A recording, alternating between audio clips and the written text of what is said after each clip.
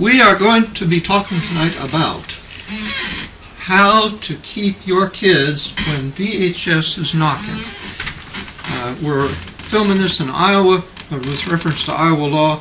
Other states call it by different names, but the DHS is the agency that, among other things, handles child abuse allegations.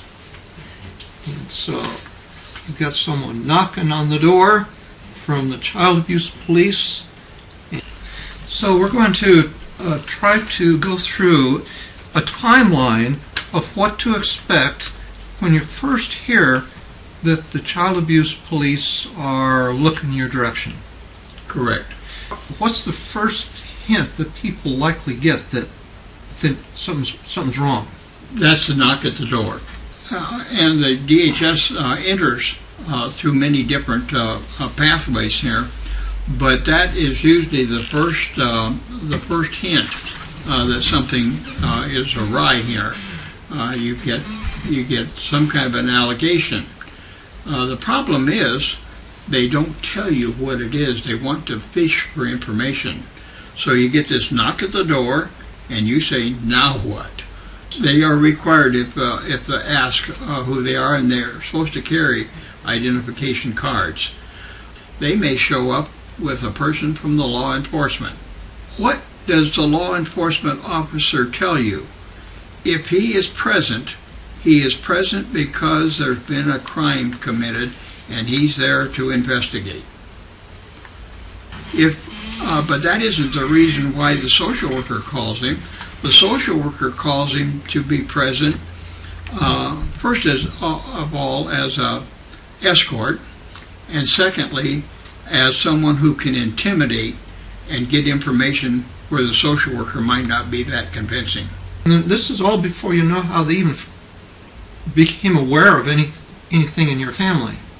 We go through the process of speculating what happened, who turned us in. Right. Okay, so what's the first thing they're likely to say? Their words. First, they ask if they can come in. If they can come in. Okay. Yeah. And talk to your children. Oh, and what should you say? There are several things you need to consider here. Number one, you need to consider what it is that social worker absolutely has to have to convince her that there's no problem here. If they say that the school counselor found a bruise on the child's elbow, you say, well, we've checked that out, and seems to be no big problem. You want to see the bruise, and you simply bring your child to the door and say, this is it. By the way, that threshold is very important. That worker doesn't come in your house. You can be as kind and polite. I think you should be polite in a situation like this, but you don't go overboard and ask them in as though they were a guest. Now, let me go back. Now, you say that you should expect to get a straight answer if you ask them, no. What is the specific? No. Okay, you shouldn't expect to get it. So how are you going to find out that it's an alleged bruise?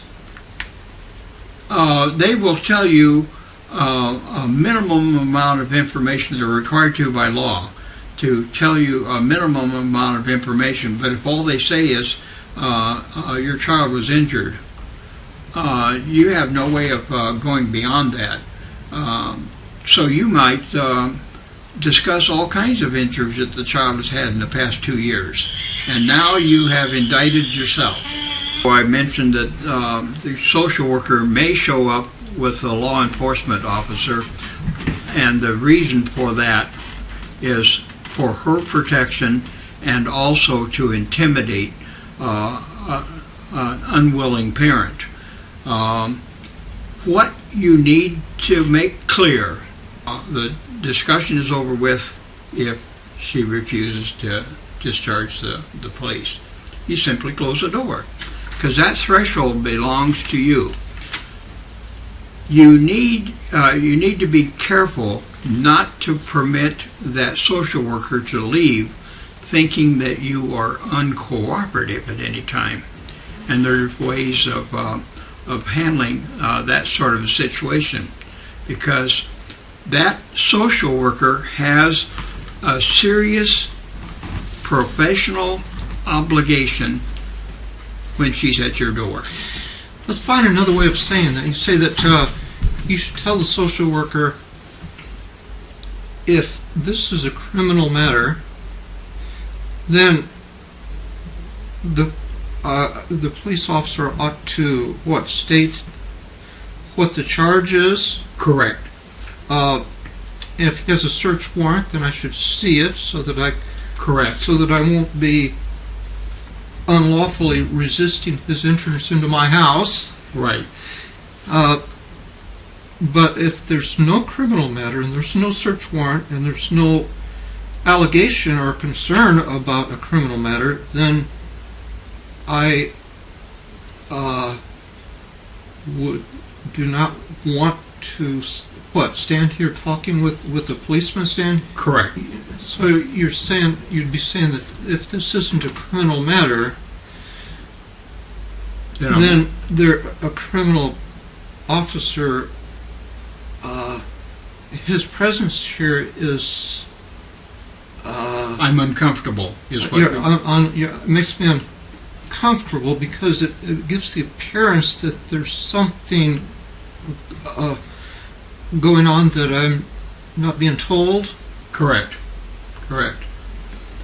Now, as far as going on from that point, if we recognize that that social worker has an awesome duty to gather the information in order to discharge the allegations that are brought to your door,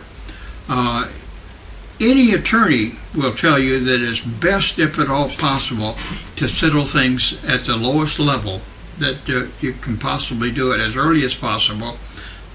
And if you can satisfy that social worker that your child has not been beaten, simply by bringing that child to the door, and recognizing that that child is in good hands, sometimes you can't do that. Sometimes the child may be a rebellious child, may not have shown up at home by the time the social worker shows up. But if you can set aside those allegations right then and there, don't argue with the worker. Say, if you've got a question and you want to ask me what I know about this, I can meet your qualifications. If everything else falls apart, you can say, I want to let you know that you're not going any further with this verbal interview. I want you to put your questions in writing, and I will respond to you appropriately in writing. You want to do everything you can to make certain that she knows that you're going to be cooperative. What you mean is, if the verbal discussion is getting weird, correct, then you simply want to get on to the track of what the law would be concerned about. Right. All questions and interaction with that social worker must be restricted to the actual abuse allegations. And if the worker isn't willing to tell you what those allegations are specifically, you have no obligation whatsoever to answer. The problem here is that the worker likes to do what we would call fishing expedition. Let me clarify. So, okay, can you, as you're talking with her, can you appeal to her to give you specific questions about any specific concern she has? Correct. Okay. And if you can tell her, I want to be cooperative, but I'm not getting the kind of feedback from you that I need to, questions from you to answer specifically what you're obligated to gather. I want to be cooperative, but you're not giving me the kind of questions that is necessary for me to give you the answers that you need. If this is going to be a cooperative thing, I want to know the specific allegations. I will respond to those only. I'm not going to tell you, if this parent is being asked how they were raised, were they spanked when they were a child, and that's why they insist on spanking their children. You really don't have to respond to such things as a fishing expedition about spanking when you were young, or they love to go through all kinds of things. We had one family, for an example, they maybe you could say something like, I don't really want to have a philosophical discussion. Correct. I just want to answer what you are here What to you find have out. to have, what you legally have to have, and we're going to stick to that. We had one family who was accused of physical abuse of their children, but when they came to visit, they also threw in something about bugs in the house. Well, bugs in the house is not child abuse. It may not meet health department standards, but that worker isn't there to officiate over bugs in the house. And in this case, the social worker, the agency decided they were going to take care of that issue too. No, not if it is not a part of the DHS's mission to protect children from bugs. They want to expand the boundaries of their tent as far as possible. In other words, they want to have control over everything the parent does and says. And you can be your worst enemy if you're a parent and you talk to a social worker and you chit-chat about everything, because everything you say can and will be used against you in their final report. And it may not be accurate. May not even reflect what you actually said. So as far as entry and as far as how you approach this whole situation, differs from case to case, but essentially you have the right of the threshold. In other words, this is your castle. You can determine that that worker is not going to come in. Now, some attorneys will tell you that if you let them in and they talk, you have given up your Fourth Amendment rights. But I've heard other attorneys say, no, you can rescind that invitation to your home anytime you wish. So, See, the problem with just not even talking with them, just slamming the door in the face, they'll come back. And this time they'll come back with a warrant, with the sheriff, and they will pound the door down. correct. Now, so that's why it is so valuable if you can have a very wise approach to satisfy their concerns, just as you said, before they even need to come in. But here's another thing. The thing they really want to do is to get permission to come in, and then as soon as they get it, they want to, or they see your kids. Let me go talk with your child in another room where you can't hear. That's a no-no. The child will be represented by me as a parent as long as you're talking to this child. Now, they do have the right to go to the school, and if your child is 9 and under, they have a right to quiz that child with or without your presence. Right. I would write to the teacher and the principal in September when you enter that child into school, put them on notice that you're going to be very unhappy if this child is drawn out of third grade class in order to answer questions of the social worker, particularly if that social worker hasn't attempted to contact you at your home. It doesn't hurt the principal to call up and say, they're calling Jeremy to the office right now. I'll wait until you get here. Principal needs to cooperate too. So that's what I would do if I were in the elementary school principal's office. So you're presenting this letter not as an order, but as a request. Correct. Now, if the child is 10 and over, that child, you can speak up for that child in September and say, under no circumstances will you let my child talk to anyone who is not on staff of this school. That piece of information is in the law, but nobody knows about it. Well, what's it? The law provides that? The law provides that, yes. Do you know the section? Any child at a school, when they come to do an assessment at the school, any child aged 10 years of age or older can terminate contact with the child protection worker by stating or indicating the child's wish to discontinue the contact. Now, are you going to trust a 10-year-old to say that? Well, or are you going to trust your wisdom in writing? Well, in other words, the child advance? Doesn't have to say those words, but just has to say, no, I don't want to talk to you. Right. But if you tell the principal you don't want that, you don't want that child taken out of class. Period. Now, the sentence right after that talks about the immunity of the social workers, and it says that they have this immunity as long as they conduct these assessments in good faith. So this kind of gives the implication, but it doesn't really lay it out there enough to scare very much of anybody, that if they keep pressing the child after the child has said, no, I don't want to talk to you, they lose their liability and they can be sued.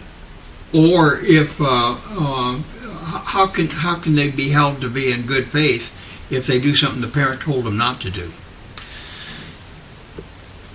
By law. Now, the law has that provision. You mentioned off camera a situation where a girl used that, said she didn't want to talk with the people, but they kept asking them questions anyway. Correct. And intimidated her, said this is a police matter or whatever, and then she went ahead and answered their questions. Right. So the child needs to know not only to tell, to say that she doesn't want to talk with these people, and she might add, unless my parents are here. My mother told me not to talk with strangers. Mm-hmm. But then also, if they decline, they hang around and keep talking to you. The child has to not answer their questions. That same thing, though, could be when you send your 7-year-old. If you instruct your 7-year-old that if you're taken to the office and talked to by somebody who is not on staff, you're not to answer any questions. You're not to say anything. No one can tell him that he has to talk.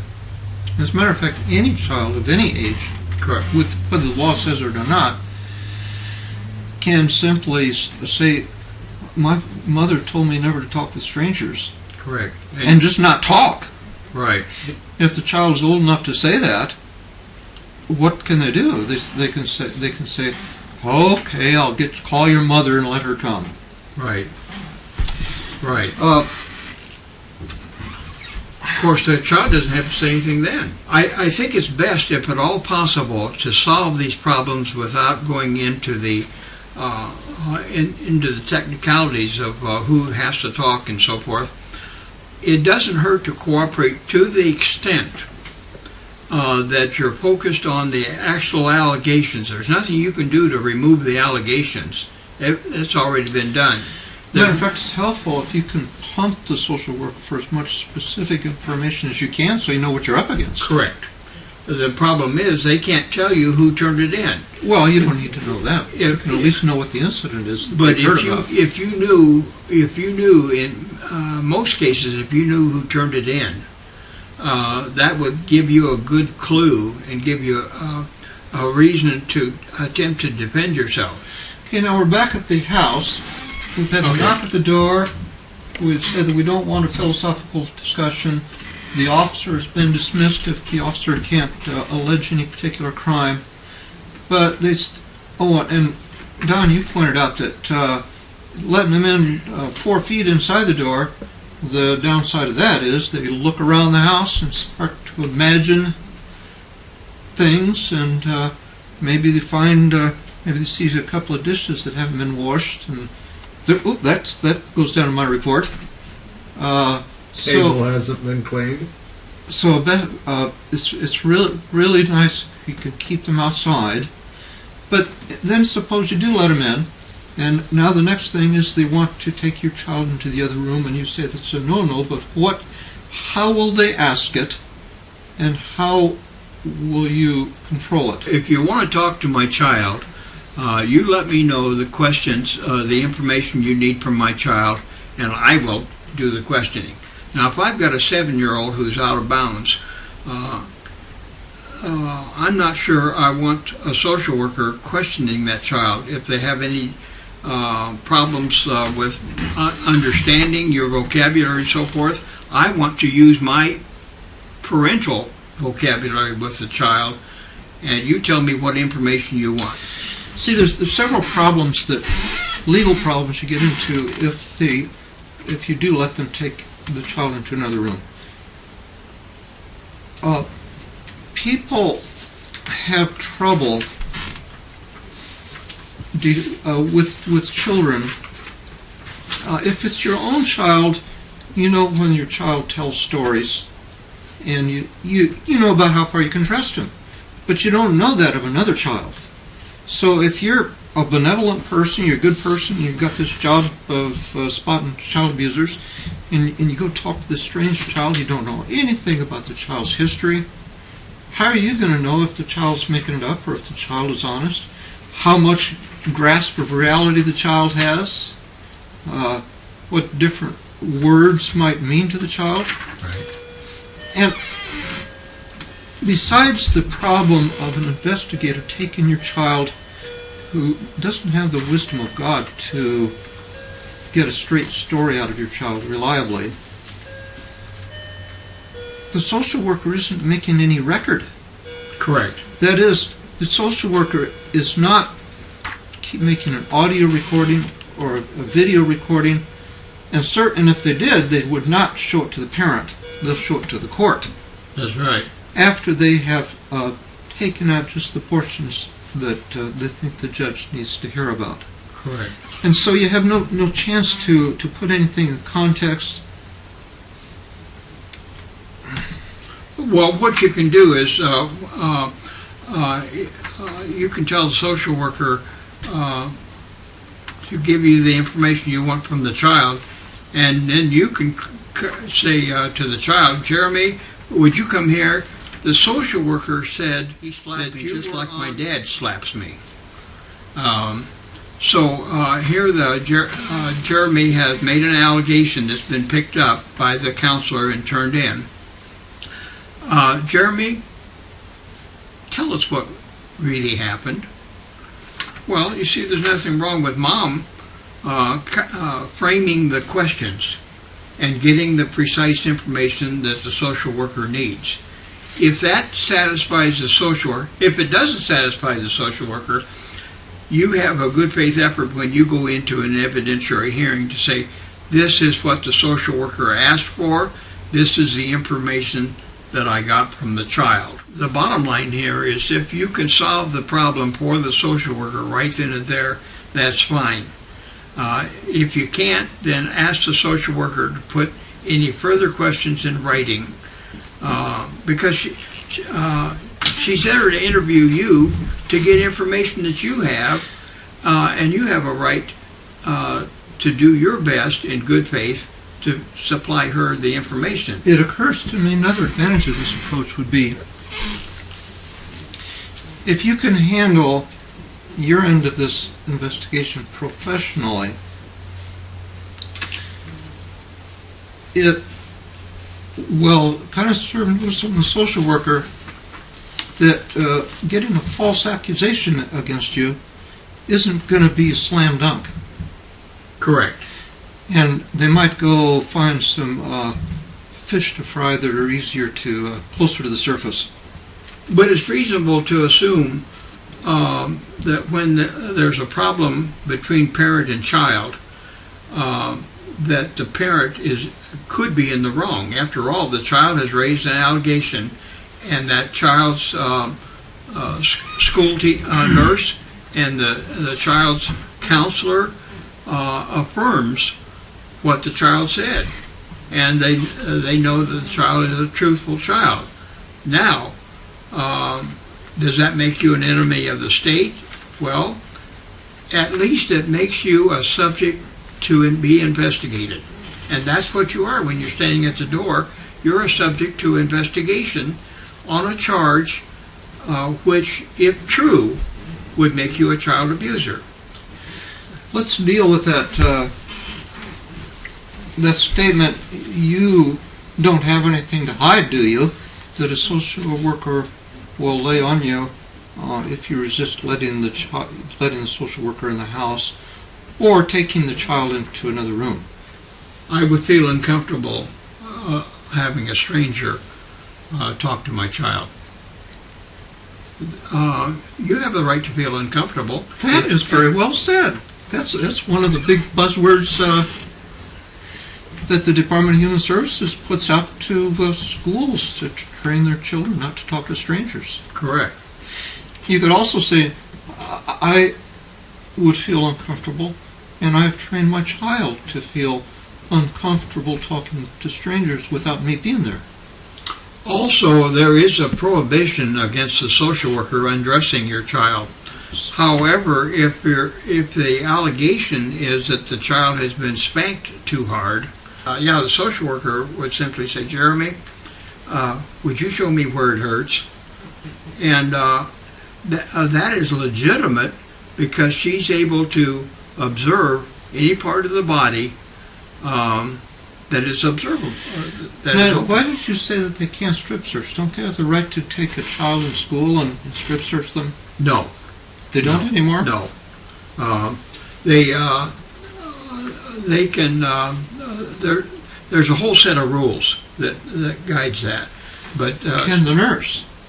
The nurse cannot do it. Can a doctor? No.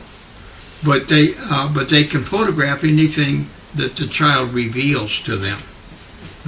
And so they can say, would you show me where it hurts? You know, and that can get a parent in trouble in a hurry. You know,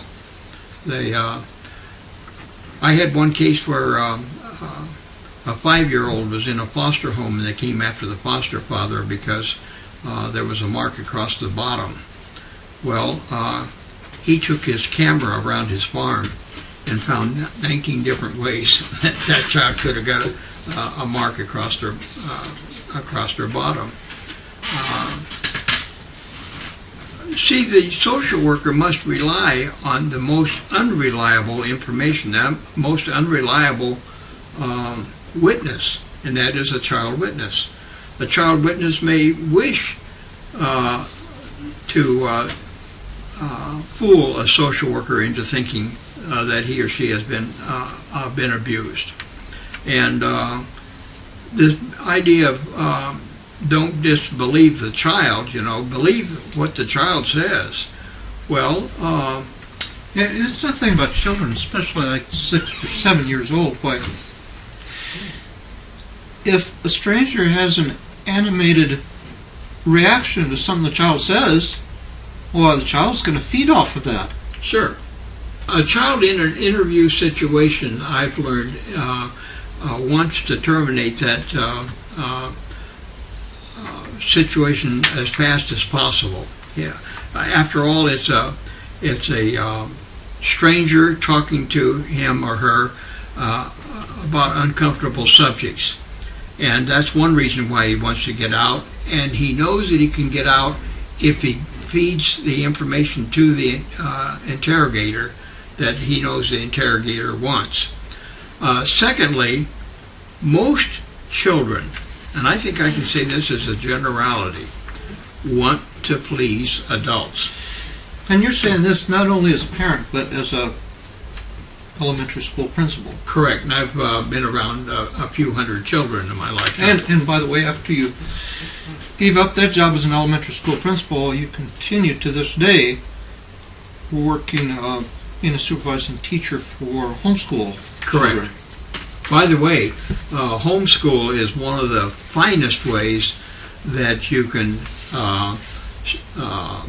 hold off the social workers, because there's no school nurse, there's no school counselor, there's no mandatory reporter teacher, there's no mandatory reporter principal to turn your kid in for anything that could be happening to that child. So, and this mandatory reporting is a subject all by itself that I think should be done away with by turning completely off the whole concept of spies in the land, called mandatory reporters. All right, are we done with the first this first encounter? We've controlled the situation, hopefully. You've done everything you can at that point, yeah. Let me make an appeal to viewers. If you find yourself caught up in this, let it be a wake-up call. Accept this as a wake-up call from the Lord.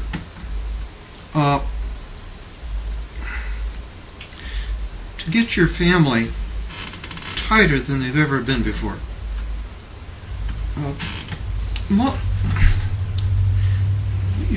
We've seen a lot of cases where there's absolutely nothing the parent did wrong, and yet they ended up losing their kids.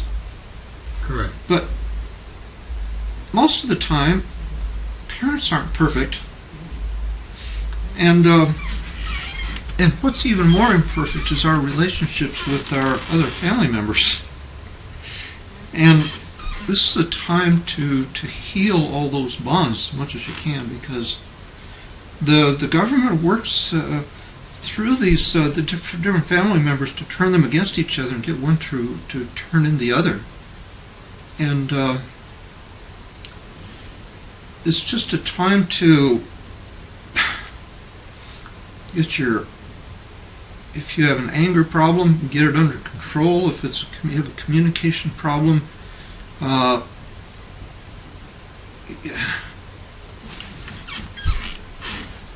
use naughty words instead of taking time to express what will really solve the problem. It's just a time to really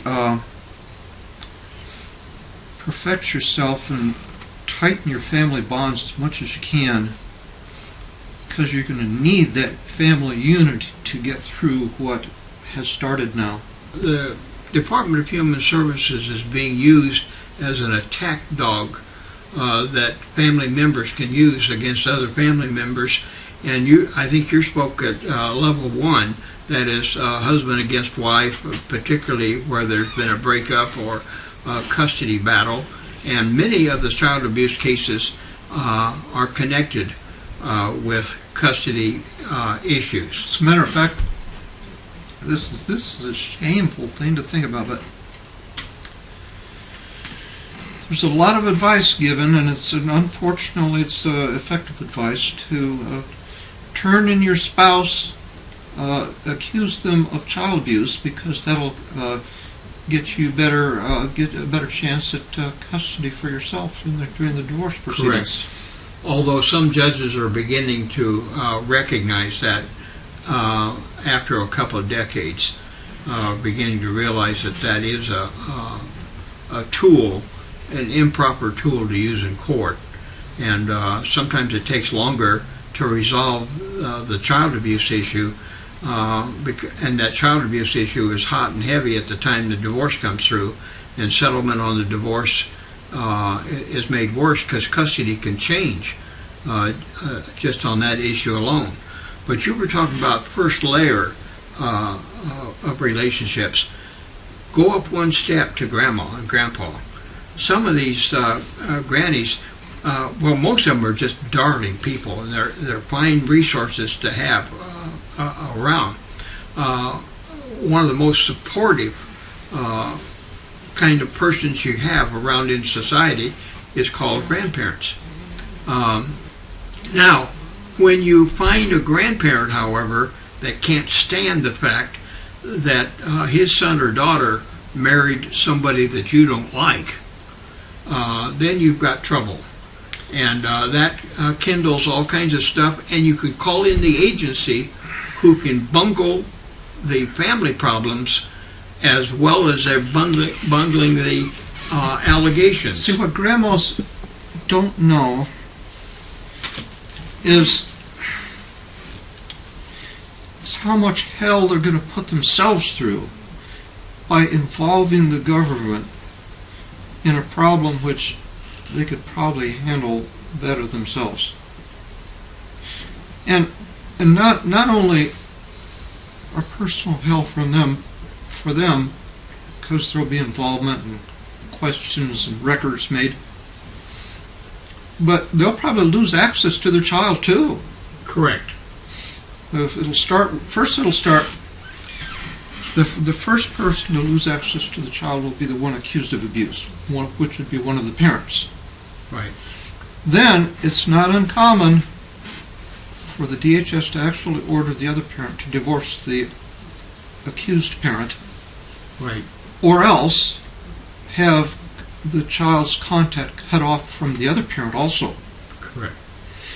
And then after the two parents are out of the child's lives, where do you think their grandparents are going to be? Parents of the children are going to be in some foster home somewhere with no grandparent visitation rights provided for in law. Correct. And if the parents try too hard to get the children might be shipped out of state. Right. And neither the parents nor the grandparents will find out if the child is even alive for the next 10 or 15 years until the child becomes an adult, and only then if the child knows enough to come back and contact the parent, because even then they won't tell you where the child went. Right. Right. Grandparents lose their rights when their son or daughter loses their rights. They're linked together. So what's the next, we've been talking about how to handle that first initial knock at the door. Then they leave, and then you start wondering, how did this start? There's a waiting period in there, time in which nothing happens, because the DHS... In which nothing happens that the parent finds out about. Correct. There may be a lot of things happen in the civil court, in the divorce court, in the family court, and in the Department of Human Services, and they're writing up a report. You'll never see that report unless you ask for it. And you have a right... And if you ask for it, it'll be pulling teeth. It'll be visits to the DHS office. Correct. You'll be carrying tape recorders in your pockets so that you keep record of all of their non-answers. Correct. They'll be filing motions in court to get them to provide you the information. Correct. And even then waiting 15 years before they give it all to you. Well, they'll never give it all to you. They'll take their black marker and mark out about half of it before they give it to you. Within 30 days of the date on your report, you can ask for an evidentiary hearing. In other words, the first time you get a chance before an impartial trier of fact to tell your story. They'll do everything they can to even wipe that out, but you should ask for an evidentiary hearing. It simply means a hearing over the matter that they brought to you. And now they want you to even prove that you've been aggrieved by the report. If you're the father and you haven't been put on the registry, then you haven't been aggrieved, so you can't... So you mean before you hear from them again, you should ask for an evidentiary hearing? You should ask for an evidentiary hearing after you get a copy of the report. Oh. And you could ask for the evidentiary hearing in advance. So how soon can you ask for the report? Well, as soon as you find out that you've been aggrieved by... see, if it's an unfounded report, there'd be no reason to challenge it. So how can... So when as the social worker's leaving, what do you want to ask them to what? Send me a report when you get it, or no? Okay, you don't say anything like that. No, you actually have to initiate the request. and you have to sign a document releasing the DHS to give that report to you. That's how far. So the social worker leaves your home. Your breathing returns to normal after a few days. And then, what should you do to be proactive? The social worker has to turn in a report. How soon does she have to? 30 days. Oh my gosh! It's actually 20 business days. So she has 20 days before her office might receive her report? Correct. Ooh, so would you then wait for a month and then ask for records? You get a mailed notification that the report has been done. If they do it in a week, that's fine, but they have to tell you. And it wouldn't hurt to keep bugging them. Has that report been written? Because sometimes they'll wait until the very last day and then dictate the report. So like 3 or 4 days after the visit, you could call down and say, has the report been written? Correct. Okay, so who do you call? A Department of Human Services, and you can call the hotline if you wish. In Iowa, you can call the hotline and they'll connect you to the right party. So what do you need to tell them? The social worker's name or just your name? The child's name, probably. The child that was investigated. And then you'd have to... Should you know the social worker's name? Not necessarily. For future reference, you probably should make a note of it. And by the way, everything that happens here, every conversation that you have, and so forth, mark it on a calendar or mark it as some kind of a log, so that when you come back to discuss that, you know what happened here, you know what happened here. The best of us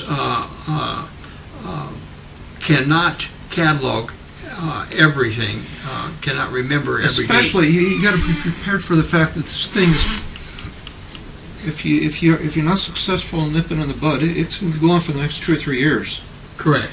And 2 or 3 years from now, whether you keep your child or not may hinge on what was said in that first meeting. Correct. And you won't be able to remember it. So you need to sit down after the first meeting and take an hour or two to recall every word spoken. Correct. And you need to get in the habit, you need just to set aside the rest of your life and think about saving your children. Forget about your football games on TV, your golf. It's you got to do this to save your child, or you're going to lose them. Correct. And so you need to write this record every time you have a contact with these people.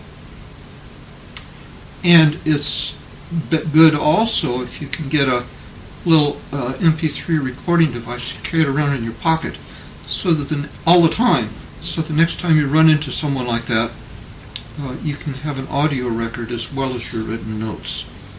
Now, if the allegation had to do with physical abuse, you might want to check in with your doctor and say there's an allegation raised here, and though it's going to cost you some money, if you have to pay the copay, have your child examined on what you know about the abuse, and keep that copy yourself, because you may have to use that as an exhibit at the evidentiary hearing.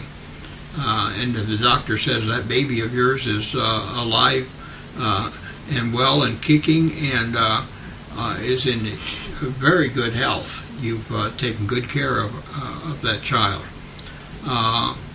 that would be a pretty good report for somebody who is accusing you of shaken baby syndrome or something. Yeah, and again, keep a note of the date and the time that the doctor said this, because you may find yourself in court. Correct. With him as a witness. Correct. Cross-examining him and saying, on such and such a day at such and such time, did you remember saying? Yeah, right. By the way, as far as recording conversations, suppose you get a telephone call from a social worker. You can record that also. Iowa law says you can recording a phone conversation is legal as long as at least one party of the conversation knows that it's being recorded. Now, if you're talking with someone over state lines, then it violates federal law to do that. But federal law doesn't kick in for two people talking within the state, and Iowa law permits it. You can recording telephone conversation can be as simple as going to your laptop computer, going to sound recorder, turning that on, and then turning your cell phone on speakerphone. Gather any data that you can that could help you in the evidentiary hearing if the report turns sour on you. So you say that you don't have to go deep within the bureaucracy to get an answer. You can just ask the receptionist at the child abuse hotline if a report's been written up on your child. You can call the hotline to get connected to the one who can answer those questions for you. Just say, I have a question regarding my assessment. And here's the name of the child. Assessment, huh? They call them assessments now. There used to be investigations, but now they're called assessments, and an assessment is nothing more than an extended investigation. And then if they say there is a report, then how do you go about asking for a copy? Make your request as rapidly as you know how. You make it orally, or? The easiest way would be to go up to your local DHS office and ask for the form, which is a authorization form that you have to sign in order to get your form, your document. It's on the back of the abuse report too. Correct. Which is what you're trying to get through this process at this point. A copy of the assessment. And strangely enough, not only do they have to go through the investigation details, but they have to do an assessment of your of everything they see in your house. They do a risk assessment on your child. They do a social investigation of your child. They do all kinds of things to run the price up and to take precious time of the social worker who could be doing something like solving a problem in a home. They don't want to do that. They want to do these assessments. And so there's 28,000 of them that should have been taken off the registry 2 years ago. But they want to hang on to those assessments because as they said in the news article, they could not provide services to these 28,000 families if there wasn't a case against them. And they want to market services. In that first interview, at the first knock on the door, will you probably be offered services? You could be. Counseling is probably one of the first services that you'll be offered. There's a whole bunch of services. And here's As a matter of something. fact, let's talk about that because you need to know how to respond if you're given a list of counselors. And you need to know about a waiver of confidentiality that they'll be asked to sign. Correct. And you really need to know that these counselors, when they will be called as witnesses in court, during these 2 or 3 days, as soon as you get your breath, download a copy of the juvenile code. Correct. It's about a couple of 100 pages. It reads like a law dictionary. Right. And better yet, go to my website, saltshaker.us, click on child abuse, and look at my copy of the code there, because there I have the current U.S. juvenile code, and it's marked up with explanations of how the different features of it invite false child abuse charges. And how the law ought to be changed, and in some cases, by understanding what the law is that these people are following, you're much better prepared. Correct. Your knowledge of your case is extremely important. your knowledge of everything surrounding that case, that is, all of the information that was gathered by the social worker, you have a right to that. The only thing that the law does not give you a right to is the name of the person who turned it in, which is rather dumb because nowhere else in all of jurisprudence are you denied your Sixth Amendment right to the person to face your accusers, confront the one who accuses you. And they have to report, they have to investigate every relevant accusation, no matter how mentally ill or divisive the person is who called you in. And I understand in some cases here in Iowa, the calls that come in after our calls, if you can discern that it came from a bar, it's somebody who's half drunk most of the time. And the calls, if you can't discern the source of the call, you can't give any weight to the credibility of the call, can you? How can you give credibility to a call that's anonymous, called in by a drunk at the bar? And they have to give as much weight to that call from an investigation standpoint as to any other call. Now, they will give far more weight to calls from mandatory reporters because they're a mandatory reporter trained by the state to be a mandatory reporter, they welcome those kinds of calls. Not only that, but they give them copies of the report that resulted from their call. I honestly thought when I invited you over that I would edit all this down to a 10-minute video that we'd put on YouTube. And then the next video, a 10-minute video, would deal with how to use the information on that report, how to react to it, how to prepare for your day in court, and telling you about the deadlines that are going to come up possibly a couple of days later. How the next knock at your door you might lose your children. Children might be taken. I guess it's then that they give you a couple of days. They have scheduled a hearing a couple of days later, and you won't be ready. You haven't studied the law. You can't hire a lawyer in that time, so you ask for a continuance. You ask them to wait. You want your day in court to defend yourself, so get the kids back, but you're not ready in a couple of days, so you ask if we could wait a little bit later. Well, once the first continuance has been asked for, then the prosecutor steps in and asks, well, we want a continuance too. And they can delay for a year while keeping the children. Correct. All that time, you have not had your first hearing before a judge. And we've had mothers go out and have another baby faster than they get the last one back.